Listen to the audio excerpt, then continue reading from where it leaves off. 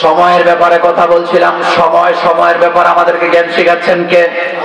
বলেন ওয়াল আসরি, বলেন ওয়াল আসরি ইন্নাল ইনসানা লাফি খুসরি। হযরতে সুলাইমান আলাইহিস সালাম সিংহাসনে বসা, কোথায় বসা? জেরুজালেম। মসজিদে আকসার কাজ অর্ধেক শেষ। সুলাইমান আলাইহিস সালাম সিংহাসনে বসে আছে, জিনেরা কাজ করতেছে। মালাকুল মউত এসে বলতেছেন, সুলাইমান সময় নাই, আমার সাথে চলেন।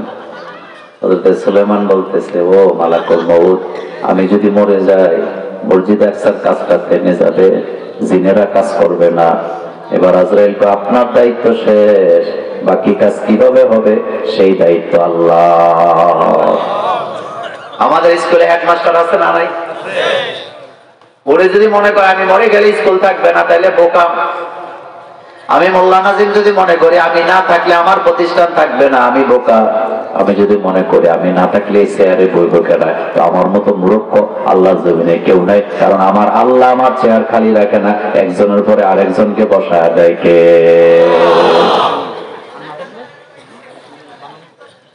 আমার কলিজার ভাইয়েরা, সুলাইমান আলাইহিস সালাম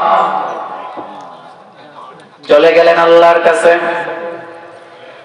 তাফসীর পড়বেন, বাড়িতে যায় দেখবেন, অথবা গুগলে সার্চ দিয়ে দেখেন সুলাইমান আলাইহিস সালাম লাঠির মধ্যে এইভাবে ঠেস দিয়ে বসা। আল্লাহ সুলাইমানকে এইভাবেই বসায় রাখছে।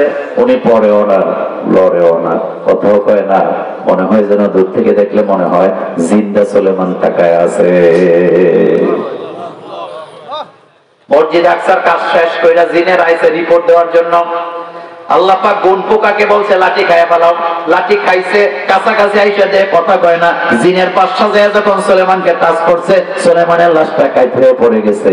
এবার জিনের পাশা আফসোস করে, কাহার এটা তো আজকে মরে নাই, অনেক আগেই তো আল্লাহর কাছে চলে গেছে। নবীদেরকেও সময় দেওয়া। বাড়ি গাড়ি করেন।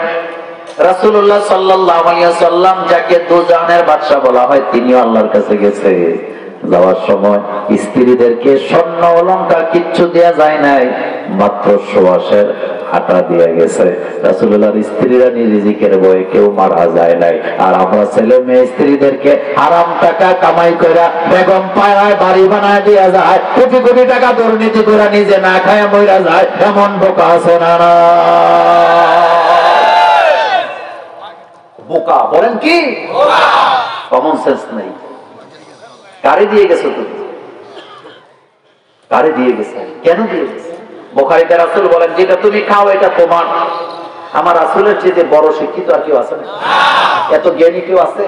তখন তো রাসূল কি বলতেছে, তুমি যেটা খাও এটা তোমার, তুমি যেটা রেখে যাও, তুমি যেটা খাও এটা তোমার, তুমি যেটা পরিধান করো এটা তোমার, তুমি যেটা দান করো এটাও তোমার।